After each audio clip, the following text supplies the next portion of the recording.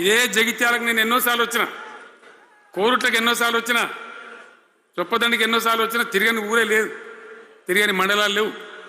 అట్లా పక్షిలాగా మొత్తం తెలంగాణ తిరిగి విశ్వ ప్రయత్నం చేస్తే ఒక పెద్ద ఉద్యమ కెరటం తయారైన తర్వాత మేము కూడా తయారుపై మేము ఇస్తాం తెలంగాణ అని కాంగ్రెస్ పార్టీ మొదలుపెడితే సరే మంచి మాటగా ఎవడైతే ఇస్తే ఇచ్చినా ఎవడైతే కావాలి తెలంగాణ ఎవరితేంది అనే పద్ధతితో కాంగ్రెస్తో జట్టు కట్టినాం, గెలిచినాం.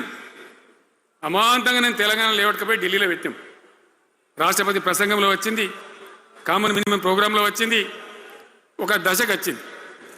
కానీ తర్వాత కాంగ్రెస్ పార్టీ కూడా వెనుకకు పోయి ఎగబెట్టే ప్రయత్నం చేసింది.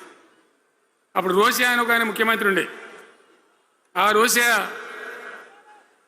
14F అని ఒకటి తీసుకొని వచ్చాడు. హైదరాబాద్ సిటీలో మనోళ్ళకి ఇక పోలీసు ఉద్యోగం చెప్రాసి ఉద్యోగం కూడా దొరకదు. అప్పుడు నాకు తిక్కరేగిందిగా, నేను బతికుండగానే ఉద్యమం నాటిపోయిన నాయకుని నేను బతికుండగానే ఇక వీళ్ళు ఇట్లా F-15 E-15 R-15 తెస్తే ఇంకేం మిగులుతుంది, సావోరేవో తేల్చుకోవాలని చెప్పి ఆ రోజు నేను శపథం కట్టిన.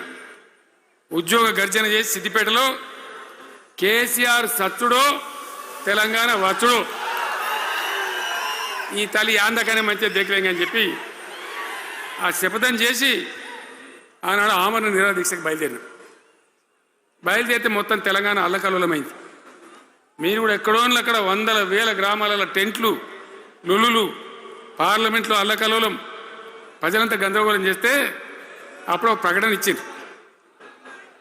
చిదంబరం అంటే ఆయన వచ్చి హోంమంత్రి, తెలంగాణ ఏర్పాటు చేస్తామని నువ్వు దీక్ష బంద్ చేయి.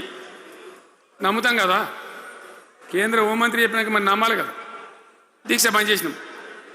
తెల్లారి ఆంధ్రోలు మొత్తం రాజీనామాలు డ్రామా. 3వ రోజుకి మళ్ళీ వెనక్కి వెళ్ళిపోయింది. మళ్ళీ అప్పుడు జేఏసీ తయారు చేసి అన్ని పార్టీలను పెట్టి నానా తంటాలు పడి మళ్ళొక 3.5 ఏళ్ళు భయంకరంగా కొట్లాడితే మీరందరూ ఎక్కడి వాళ్ళు అక్కడ ఆశీర్వచనం ఇస్తే మీ ప్రేరణతోని మీ స్ఫూర్తితోని చివరికి తెలంగాణ రాష్ట్రం వచ్చింది.